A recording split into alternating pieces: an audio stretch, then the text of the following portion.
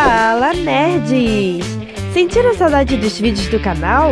Bom, hoje vamos abordar um tema novo, sobre fatos ou teorias do universo. Para estrear o quadro, vamos começar falando de estrelas, do nascimento até a morte. Basicamente, as estrelas nascem em nebulosas. Caso não saiba o que é, são imensas nuvens de gás compostas por hidrogênio e hélio. Em uma nebulosa, podem haver regiões com mais concentração de gases, onde a força gravitacional é maior, fazendo com que ela comece a se contrair. E, basicamente, quando um gás se contrai, ele esquenta, assim cada vez mais aumentando a temperatura desses gases. A temperatura final vai depender do tamanho desta região mais densa. Se tem muito gás, a temperatura vai aumentar o suficiente para iniciar uma queima de hidrogênio, ou fusão nuclear, o que libera muita energia. É quando nasce uma estrela.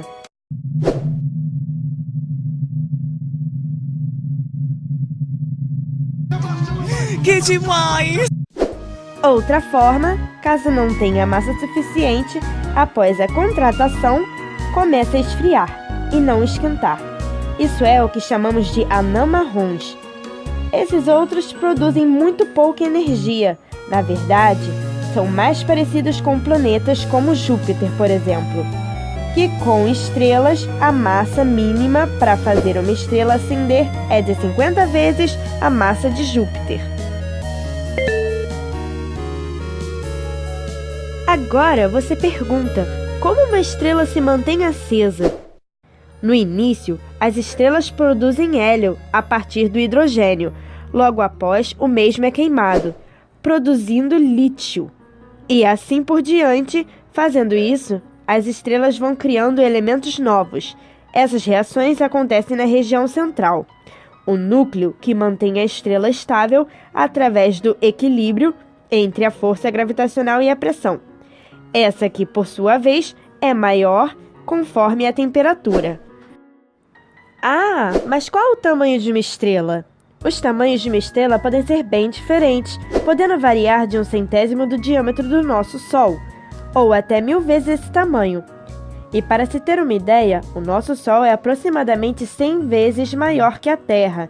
À medida que as estrelas queimam seu combustível nuclear, a temperatura vai aumentando. Isso faz com que elas se expandam cada vez mais, virando o que chamamos de gigantes vermelhas. Um exemplo, quando o nosso Sol atingir esta fase, irá engolir Mercúrio, Vênus e a Terra, chegando próximo da órbita de Marte. Mas calma, não precisam entrar em desespero, isso ainda vai custar muito antes de acontecer, por volta de uns 4 bilhões de anos, pois a idade do Sol, que no momento é uma estrela de meia-idade, é de apenas 4,5 bilhões de anos terrestres.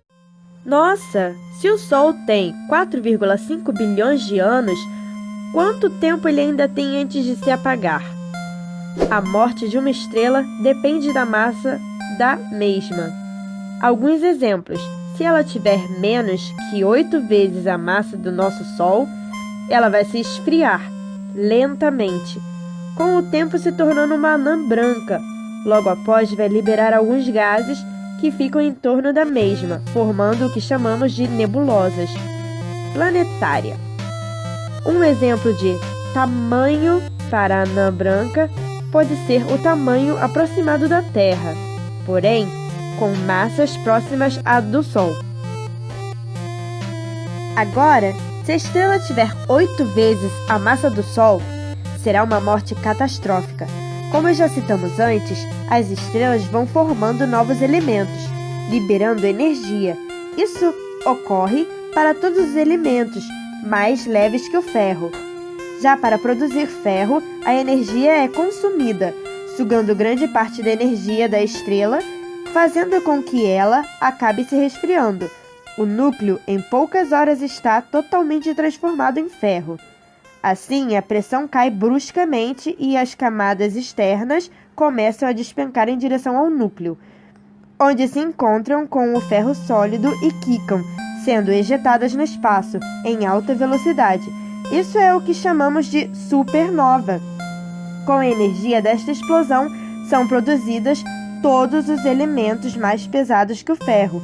Os gases que são liberados no espaço dão origem a uma nova nebulosa, na qual é possível surgir novas estrelas. O destino do que restou do núcleo novamente vai depender da massa. Se esta for menos 2 ou 3 vezes que a massa do nosso Sol, ele vai se transformar em uma estrela de nêutrons. Se for maior, dará origem a um buraco negro, e assim morre uma estrela.